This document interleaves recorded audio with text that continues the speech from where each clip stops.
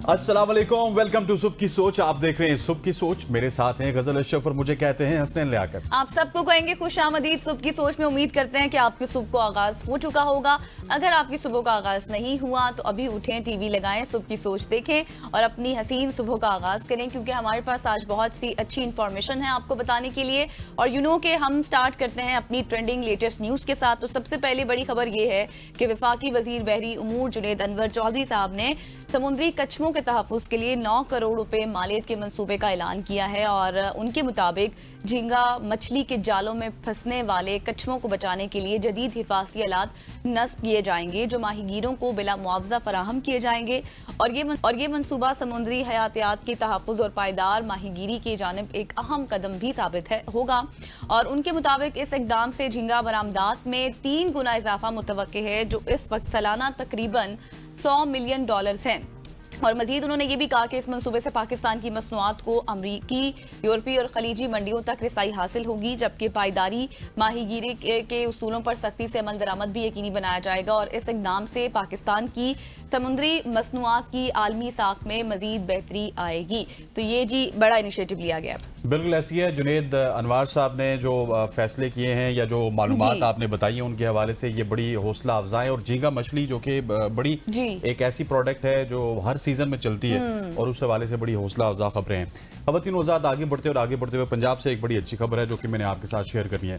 महकमा तहफ़्फ़ुज़ माहौलियात पंजाब ने जदीद इकोबोट लॉन्च कर दिया है। तफसीलात के मुताबिक तर्जुमान इदारा तहफ़्फ़ुज़ात माहौलियात पंजाब साजिद बशीर का कहना था कि इकोबोट शहरियों और माहौलियात पंजाब के दरमियान बराह रास्त राब्ते का नया जरिया बनेगा। उन्होंने कहा कि इकोबोट मुकम्मल तौर पर फ़ाल माहौल दोस्त टेक्नोलॉजी की नई मिसाल है। शहरी अब सिर्फ एक मैसेज पर अपने शहर की एयर क्वालिटी को चेक कर सकते हैं। तर्जुमान ने मजीद बताया कि फैसलाबाद, रावलपिंडी, मुल्तान समेत तमाम बड़े शहरों का air quality index real time में दस्तयाब है। मसनूई ज़हानत पर मबनी इकोबोट शहरियों से बात भी करेगा और शहरी अब इकोबोट से पूछ सकेंगे कि मेरी हवा कैसी, और फौरी जवाब हासिल करेंगे। इकोबोट माहौलियाती आगाही, फ़िज़ाई आलूदगी से बचाव और सेहतमंद तर्ज ज़िंदगी की रहनुमाई फराहम करेगा। जबकि इकोबोट QR कोड महकमा तहफ़्फ़ुज़ माहौलियात पंजाब की सरकारी वेबसाइट और सोशल मीडिया सफ़ात पर दस्तयाब होगा। तर्जुमान ने कहा कि ये इक़दाम अवाम को माहौलियाती फैसलों में शफ़ाफ़, फ़आल और बराह रास्त शरीक करने का एक इनकलाबी और रोशन बाप है और इनकलाबी कोशिश है, जिसको हम भी अप्रिशिएट करते हो, सबको अप्रिशिएट करना चाहिए। एग्जैक्टली ये भी उसी तरह ही है जिस तरह से आप चैट GPT का इस्तेमाल करते हैं, तो ये भी AI चैट सिस्टम ही है जिसमें आपको इन्वायरमेंटल इंफॉर्मेशन मिलेगी। क्योंकि हालिया अभी आपने देखा है कि कितनी ज़्यादा मसाइल हैं पंजाब में। आप देख रहे हैं कि आलूदगी कितनी ज़्यादा है, फिर क्लाइमेट चेंज कितना ज़्यादा है। तो इस सारी चीज़ों से निपटने के लिए ये AI चैट सिस्टम इंट्रोड्यूस कराया गया है, जिससे क्या होगा कि ये आप इससे जिस तरह से चैट GPT से बात करते हैं इससे भी बात कर सकते हैं। ये आपको तमाम तरह इंफॉर्मेशन देगा जो भी इन्वायरमेंट में हो रहा होगा, किस तरह से आपने बचना है, क्या कुछ करना है, क्या एहतियाती तदाबीर हैं, हवा किस रुख की है, हवा कैसी है, ये तमाम तरह इंफॉर्मेशन आपको मुहैया की जाएगी। मुझे लगता है कि शायद ये भी कहीं कंफ्यूज ना हो जाए, क्योंकि हमारे यहाँ जो एयर क्वालिटी इंडेक्स है वो भी इतना खराब हो जाता है। कभी स्मोक जब होती है तो हम दुनिया के दूसरे, तीसरे, चौथे आलूदा तरीन शहरों में लाहौर का शुमार हो जाता है, कराची का शुमार हो जाता है। तो कहीं AI पागल ना हो जाए। हाँ। इसको हमारे माहौल के मुताबिक बनाया या नहीं बनाया, ये आगे आने वाले दिनों में पता चलेगा। लेकिन अभी तक की इन्फॉर्मेशन ये है कि 24/7 चलेगा, क्विक रिस्पॉन्स होगा इसका। तो इस हवाले से काफ़ी जो है अच्छी बातें भी की जा रही हैं। बट लेट्स सी कि क्या होता है। आगे बढ़ते हैं और आपको बताते हैं। आप तसव्वुर करें या फिर सोचें, या कभी आपने सोचा होगा, सब लोग करें, बीच में आप भी शामिल हैं, कि कोई ऐसा तो फिर इकबाल वाला होता है ना इस तरह। हाँ, बैठ के सोचे जरा, कोई ऐसा ट्रक हो जो बोलता भी हो, जिसमें वॉइस कम्युनिकेशन भी होती हो, जिसको पता चलता हो कि कहाँ पे रुकना है, कब रफ्तार तेज करनी है, जिसमें सेल्फ ड्राइविंग हो। आपने सोचा कभी? वैसे ये बहुत सारी टेस्ला की गाड़ियों में तो आ चुकी है। हाँ, आ चुका है, लेकिन पहली दफा जी हाँ एग्जैक्टली। तो मैं बात कर रही हूँ एक ऐसे ही ट्रक की जो मौसम के बदलते तेवर पहचानता है और ट्रैफिक के दबाव में खुद ही अपनी रफ्तार एडजस्ट भी कर लेता है। ऐसा ही कुछ चीन ने किया है, जहां चीन ने मसनूई ज़हानत यानी कि AI से चलने वाले हैवी ट्रक मुतारिफ करवाए हैं, जिन्हें एक मुनफरिद शख्सियत दी गई है। और ये जदीद ट्रक बात भी कर सकते हैं, जैसे मैंने पहले कहा, सोच भी सकते हैं, सड़क की सूरत हाल के मुताबिक खुद को ढाल भी सकते हैं, जिसका मकसद क्या है कि तवील फासले की ट्रांसपोर्ट को ज़्यादा महफूज और मौसर बनाना है। और ये ट्रक चीन की मसरूफ और मारूफ टेक्नोलॉजी और ऑटोमोटिव कंपनियों की मुश्तरका कोशिश का नतीजा है।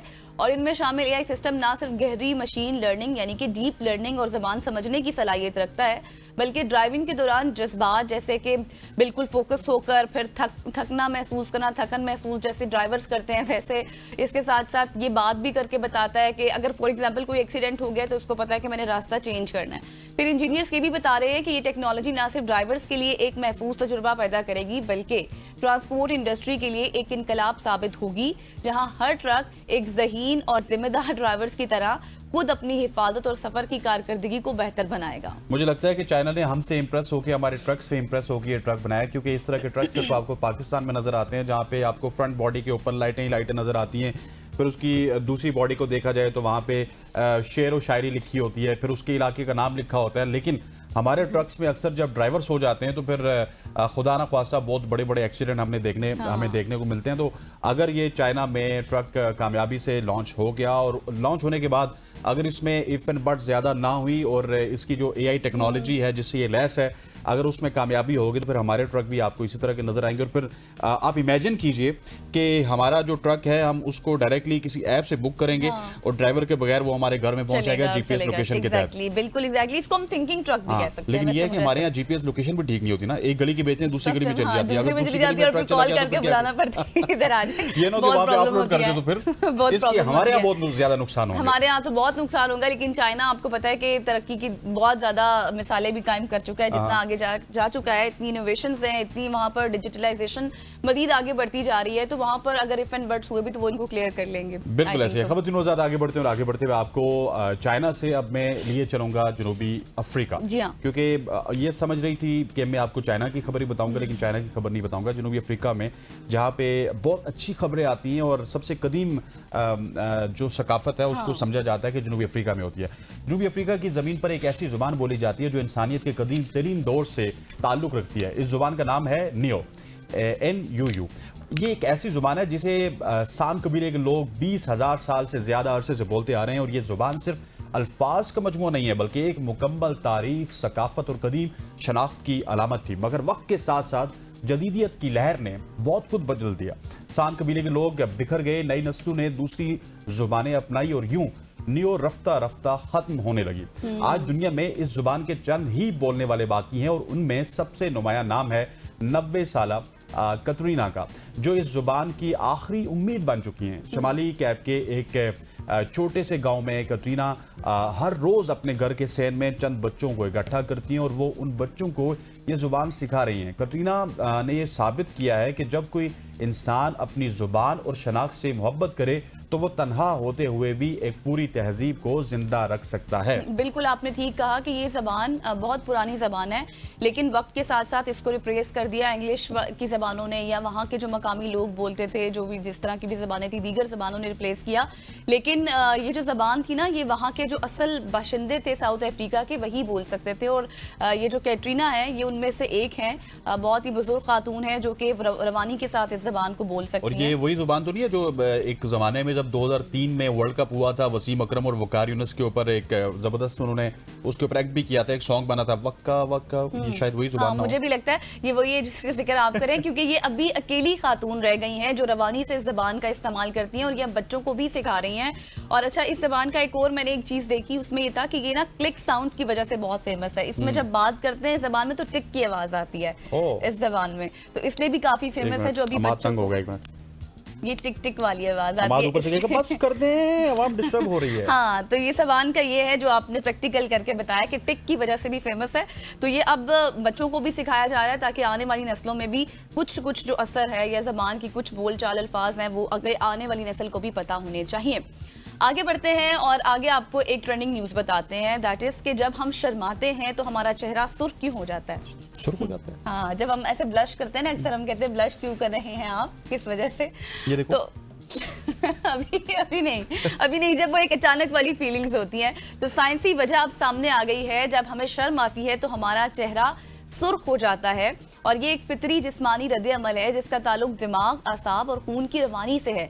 जब आपको शर्म आती है, जब आप हिचकिचाते हैं, झिझक महसूस करते हैं या घबराहट महसूस होती है आपको, जैसे किसी के सामने कोई गलती हो जाए या फिर समटाइम्स आपकी कोई तारीफ कर जाए अचानक से, या सबकी तवज्जो आप पर एकदम से आ जाए, तो दिमाग फौरी तौर पर क्या होता है कि आपके जो हार्मोन्स होते हैं ना, आपके बॉडी में वो खारिज हो जाते हैं और यही वही हार्मोन होते हैं जो खौफ या तनाव की हालत में भी निकलते हैं। तो फिर क्या होता है कि खून की नालियों को में वो फैल जाते हैं और ख़ास तौर पर चेहरे और गर्दन के हिस्से में, और फिर इस तरह से जो आपको पता है कि जो नालियां हैं आपकी खून की, उसमें बहाव उनका तेज़ हो जाता है। फिर नतीजा क्या होता है कि आपका चेहरा सुर्ख नज़र आने लगता है, यानी कि आपको शर्म महसूस करते वक्त चेहरा दरअसल गर्म और खूनी बहाव उसका तेज़ हो रहा होता है, इसलिए आप ब्लश करते हैं। और इंटरेस्टिंग बात यह है कि चेहरा शर्म से सुर्ख होना सिर्फ इंसानों में देखा गया है, किसी और मखलूक में नहीं देखा गया। माहिरीन नफ्सियात के मुताबिक इंसानी जज्बात की पहचान है और समाजी शाऊर की अलामत भी है। जब आप शर्मिंदगी या शर्म से सुर्ख होते हैं तो दूसरों को ये इशारा मिलता है कि आप अपनी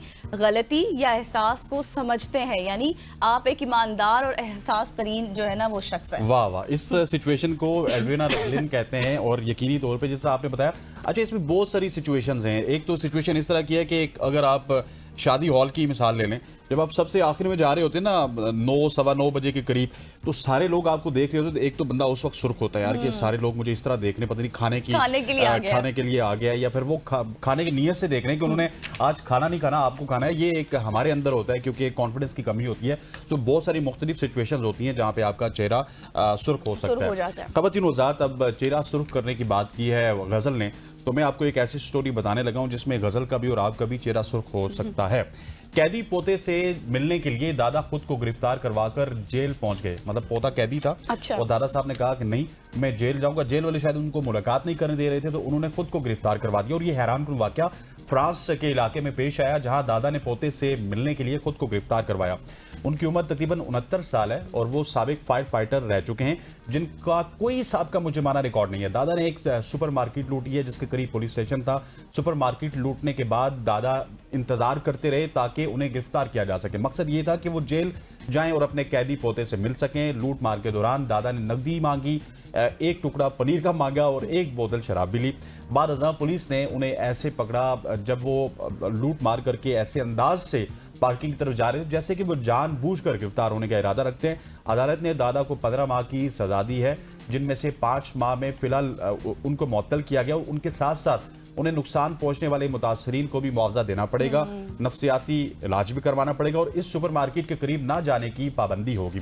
ताहम अदालत ने उनके इस हक को तस्लीम किया कि वो कानूनी तौर पर जेल के मुलाकात खाने में अपने पोते से मुलाकात कर सकते हैं। और दादा ने यह कदम इसलिए उठाया कि वो अपने पोते की हिफाजत और देखभाल के को मुकद्दम समझते हैं और वो कानूनी तरीके या फिर रस्मी राब्तों के जरिए अपने पोते की मदद नहीं कर पा रहे थे, इसलिए उन्हें ये गैर मामूली कदम उठाना पड़ा। अच्छा, वैसे ये मोहब्बत है उनकी दादा और पोते की कि वो जो काम करना चाहते थे, जिस चीज़ के लिए उन्होंने ये चोरी की, उनका कोई क्रिमिनल रिकॉर्ड नहीं था, वो उस तक पहुंच गए और जो उनका मकसद था वो पूरा हो गया मुलाकात का। वो 15 माह रहेंगे, फिर मुआवजा भी देंगे जो नुकसान मतलब इल्ज़ाम है उनके ऊपर कि पहुंचाया, तो अब वो रहेंगे और अपने पोते के साथ मिल। बिल्कुल ऐसी है। सर्दियाँ आ गई हैं गजल, और सर्दियों में हम सबसे ज्यादा कौन सी चीज खाते हैं? ये वॉलनट्स वगैरह, ड्राई फ्रूट्स वगैरह। जी, उसको कहते हैं ड्राई फ्रूट, उसको कहते हैं खुश्क मेवाजात और इनका ताल्लुक मुल्क के तमाम तर इलाकों से होता है। स्पेशली अगर शुमाली इलाका जात की बात की जाए, वहाँ पे वॉलनट की बात की है गजल ने, वहाँ से वो आते हैं। फिर कोयटा से आपके डिफरेंट और भी खुश्क मेवाजात आते हैं। तो इस हवाले से हमारे पास एक पैकेज है। बात जाएंगे, महमूद अहमद साहब की एक रिपोर्ट है, वो देखेंगे। बहुत शुक्रिया हुसैन लियाकत साहब और गज़ल अशरफ साहिबा। इस हवाले से जो मैं बताता चलूँ कि जो विंटर सीज़न स्टार्ट हो गया है, विंटर सीज़न की जो सौगात होती है वो ड्राई फ्रूट होता है। ड्राई फ्रूट की मार्केटें सज चुकी हैं। डिफरेंट क्वालिटी के, डिफरेंट कलर के, डिफरेंट टेस्ट के जो ड्राई फ्रूट्स हैं वो मार्केट में आ चुके हैं। यहाँ पे मार्केट में लोग परचेज़ करने भी आ गए हैं। इस वाले से मैं बताता चलूँ, जो अंजीर है पिछले साल 2200 रुपये केजी थी, आज वही अंजीर 2500 से लेके 3000 पर केजी मिल रही है।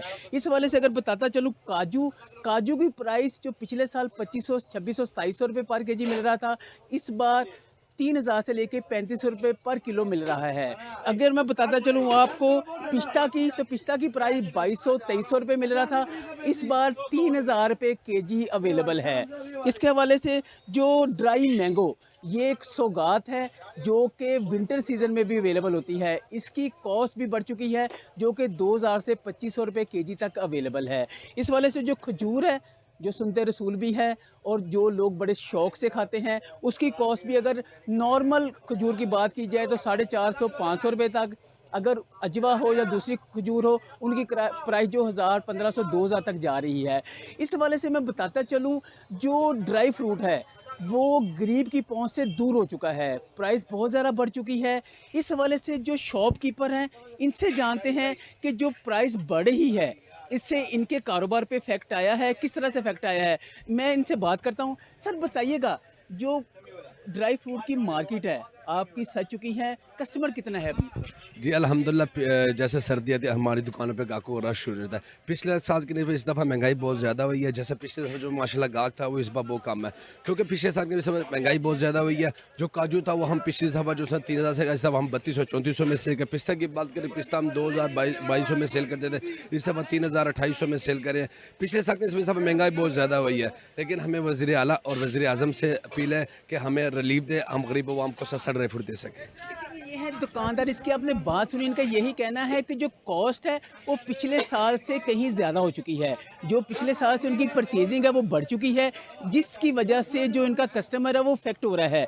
नो डाउट, जब कॉस्ट बढ़ती है तो ये एक इकोनॉमिक का फिनोमेना है, उसमें आपका कस्टमर कम होना शुरू हो जाता है। जब कॉस्ट कम होती है तो हर बंदे की पहुँच में होता है, वो अफोर्ड कर सकता है। ड्राई फ्रूट के हवाले से मैं बताता चलूँ कि ड्राई फ्रूट सर्दियों में लोग इंजॉय करते हैं, अपने घरों में बैठ के, पार्टियों में, अपने जहाँ भी होते हैं इसको एंजॉय करते हैं। इवन जो ड्राई फ्रूट है वो आपको सर्दियों में गर्मी की शिद्दत, जो सर्दी की शिद्दत है वो कम करता है, गर्मी मुहैया करता है। इस हवाले से गवर्नमेंट को चाहिए कि इनके रेट्स पे भी फोकस करे, इनकी प्राइस कंट्रोल करे, ताकि इनके रेट्स कम हो, हर गरीब अमीर इसको एंजॉय कर सके और सर्दियों में अपनी जो सर्दी है उसको कम कर सके। और जो टेस्ट है, ड्राई फ्रूट हेल्थ के लिए बहुत अच्छा होता है। इस हवाले से लोग इसको एंजॉय करें और इसके साथ अपना जो विंटर सीजन अच्छे तरीके से गुजारें।